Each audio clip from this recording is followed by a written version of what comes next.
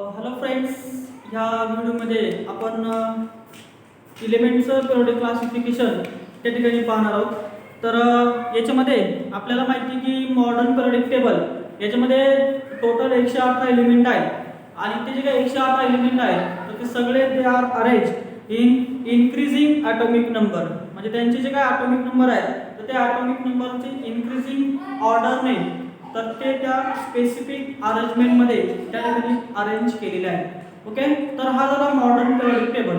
पण याच्या अगोदर खूप साऱ्या सायंटिस्टने काय केलेलं आहे की वेगवेगळ्या थिअरी त्या ठिकाणी मांडल्या आणि त्या थिअरीमध्ये त्यांनी काय केलं की एलिमेंट त्या वेगवेगळ्या पद्धतीने मांडण्याचा प्रयत्न केला आणि त्या ठिकाणी खूप साऱ्या थिअरी त्या ठिकाणी डेव्हलप झाल्या. ह्या व्हिडिओमध्ये आपण काही महत्त्वाच्या त्या ठिकाणी थिअरी पाहणार आहोत की कोणकोणत्या सायंटिस्टनी कोणकोणत्या थिअरी मांडल्या. ओके, तर आपला आजचा टॉपिक आहे periodic classification.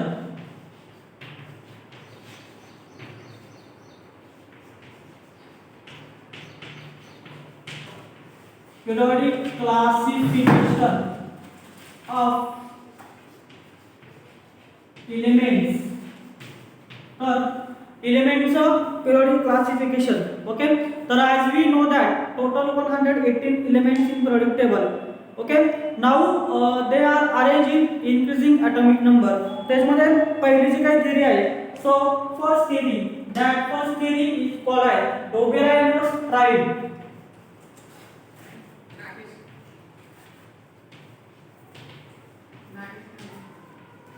Doberanus tribes.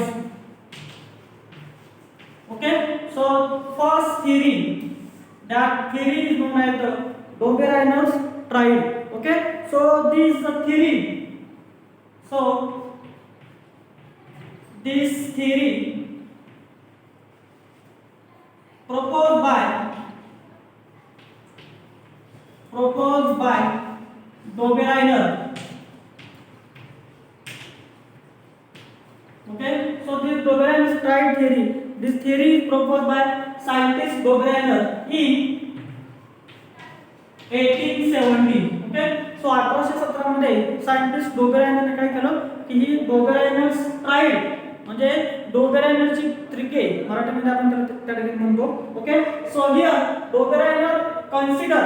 Okay, तर डोबेरायनर त्या ठिकाणी काय कन्सिडर केलं, so here Dobereiner consider, so ही consider atomic mass. Okay, so here Dobereiner consider atomic mass. म्हणजे काय केलं डोबेरायनरने काय केलं की तीन असे एलिमेंट घेतले विथ इन्क्रीजिंग ॲटॉमिक मास आणि त्या तीनही ॲटॉमिक एलिमेंटचा त्या ठिकाणी ग्रुप तयार केला. ओके, सो हियर नेक्स्ट काय म्हणतात he made group of 3 elements. Okay, so here Dobereiner take 3 elements and here he made group of the 3 elements with increasing atomic mass. Okay, increasing atomic mass. Okay, so here in this he found mass of middle element is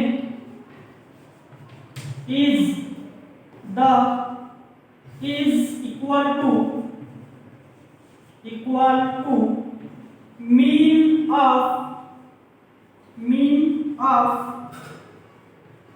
mass of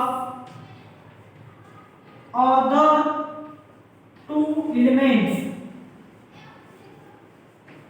Okay, so here Dobereiner take 3 elements with increasing atomic mass. Okay, now second one he found that mass of the middle element is equal to mean of mass of the other two element. तर डोबेरायनरने काय केलं की डोबेरायनरने तीन element घेतले ज्यांचा atomic mass त्या ठिकाणी increasing ऑर्डरमध्ये आहे आणि ती ऑर्डरमध्ये काय दाखवलं की मधला जो काही एलिमेंट आहे तर मधल्या एलिमेंटची ॲटॉमिक मास हा काय आहे तर बाकीच्या दोघांच्या ॲटॉमिक मासचा जर त्या ठिकाणी मीन घेतला सरासरी जर घेतली तर तो काय होतोय तर मधला एलिमेंट त्या ठिकाणी येतोय. So here this is called Dobereiner's triad किंवा डोबेरायनरची त्रिके म्हणजे काय तर 3 एलिमेंट घेतले त्या 3 एलिमेंट मध्ये त्यांचा ॲटॉमिक मास त्या ठिकाणी इन्क्रीजिंग ऑर्डरने आहे आणि महत्त्वाचं काय की मधला एलिमेंटचा ॲटॉमिक मास हे काय आहे तर उरलेल्या 2 एलिमेंटच्या ॲटॉमिक मासचं त्या ठिकाणी मीन घेतला तर काय होते मिडल एलिमेंटचं त्या ठिकाणी काय होते तर मिडल एलिमेंटचं त्या ठिकाणी ॲटॉमिक मास त्या ठिकाणी मिळतंय. ओके तर या ठिकाणी आपण त्या ठिकाणी एक्झाम्पल पाहणार आहोत. ओके की कशा पद्धतीने सायंटिस्ट डोबेरायनरने ही त्या ठिकाणी प्रूव्ह केलं की अशा पद्धतीने जर एलिमेंटची अरेंजमेंट जर केली तर त्या ठिकाणी काय होतंय की डोबेरायनर्स ट्राईड त्या ठिकाणी तयार होतात. ओके तर याच्यामध्ये एक्झाम्पल फर्स्ट एक्झाम्पल त्या ठिकाणी आपण पाहणार आहोत. त्याच्यामध्ये Dobereiner triad lithium sodium and potassium. Okay तर हे 3 त्या ठिकाणी ट्राईड्स आहेत. याच्यामध्ये तुम्ही जर पाहिलं तर लिथियमचं ॲटॉमिक मास ओके तर यांचं जर ॲटॉमिक मास जर यांचं आपण जर पाहिलं ओके तर यांचा ॲटॉमिक मास आहे लिथियमचा ॲटॉमिक मास आहे 6.9 ओके आणि या ठिकाणी पोटॅशियमचं जे काय ॲटॉमिक मास आहे ते आहे 39.1 ओके. देन आता आपल्याला सोडियमचं त्या ठिकाणी ॲटॉमिक मास काढायचे. So atomic mass of sodium. So how to calculate atomic mass of the sodium? So atomic mass of the sodium can be calculated by addition of atomic mass of the lithium and sodium divided by 2. Okay, so here atomic mass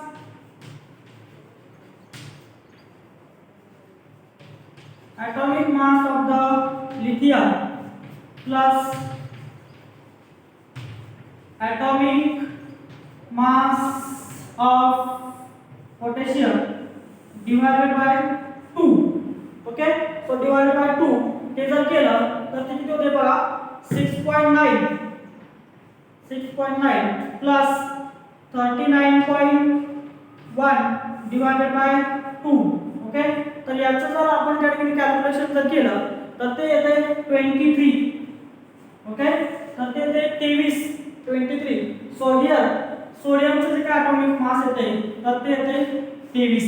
तर ते कसं आलं बघा आपण काय केलं की 6.9 okay हा ॲटॉमिक मास याचं लिथियमचा ॲटॉमिक मास प्लस 39.1 याचा ॲटॉमिक मास घेतलं डिवाइडेड बाय 2 केलं तर मधल्या एलिमेंटचा त्यांचा मीन घेतला. ओके त्यांचा मीन घेतला तर तो आला 23. तर 23 काय आहे तर 23 हा सोडियमचा त्या ठिकाणी ॲटॉमिक मास आहे. तर अशा पद्धतीने डोबेरायनर्सने काय केलं की असे 1 2 3 तीन एलिमेंटचा ग्रुप केला त्याला म्हणलं त्रिके. सो आपण काय म्हणतो डोबेरायनर्स ट्राईड डोबेरायनरचे त्रिके 3 एलिमेंट. ओके तर अशा पद्धतीने त्या ठिकाणी हे केलं. अजून एक एक्झाम्पल त्या ठिकाणी आपण पाहणार आहोत. ओके की ज्याच्यामध्ये डोबेरायनर त्रिके हा रूल त्या ठिकाणी दिसतो. ओके त्याच्यामध्ये तुम्ही जर पाहिलं example second okay example second जर पाहिलं तर आहे chlorine bromine and iodine. Okay chlorine bromine आणि आयोडीन याच्यामध्ये क्लोरीनचा ॲटॉमिक मास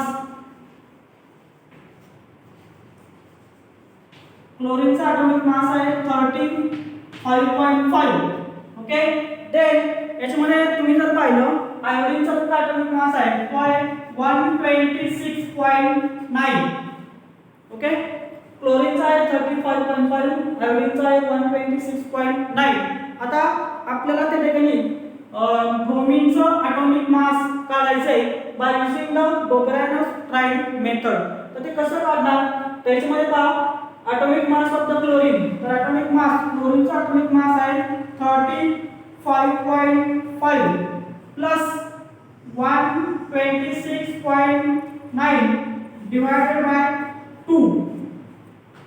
तर हे जर केलं तर काय होते, तर हे जर केल्यानंतर याची जी काय व्हॅल्यू आहे ती व्हॅल्यू आहे 81.2. ओके, तर तो या दोघांचा मीन तो येतो 81.2. So this is nothing but this is the atomic mass of the bromine. तर अशा पद्धतीने त्या ठिकाणी काय केलंय की डोबेरायनस क्रिके. ओके, तर डोबेरायनस त्या सायंटिस्टने काय केलं की एलिमेंटचा ग्रुप केला, 3 ग्रुप मध्ये त्या ठिकाणी काय केले, 3 ग्रुप मध्ये ते एलिमेंट त्या ठिकाणी अरेंज केले with their increasing atomic mass. atomic mass त्या ठिकाणी काय होते तर इन्क्रीज होते. पहा 35.5 81.2 126.9. तर काय झालं, atomic mass त्या ठिकाणी काय आहे तर इन्क्रीजिंग ऑर्डर मध्ये आहे. मग आता या पद्धतीने डोबेरायनने त्या ठिकाणी पहिली थिअरी मांडली 1817 मध्ये. पण ह्या थिअरीचे काही लिमिटेशन्स आहेत.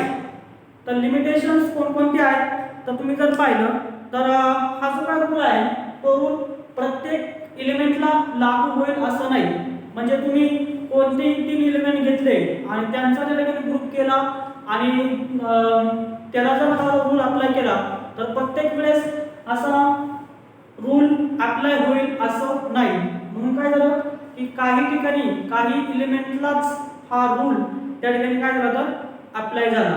ओके, त्यानंतर मग दुसऱ्या सायंटिस्टनी त्या ठिकाणी त्या नवीन मेथड त्या ठिकाणी डेव्हलप केली आणि ती नवीन मेथड जी काय आहे तर ती दुसरी मेथड आहे की न्यूलॉन लॉज ऑफ द ऍक्टिव्ह.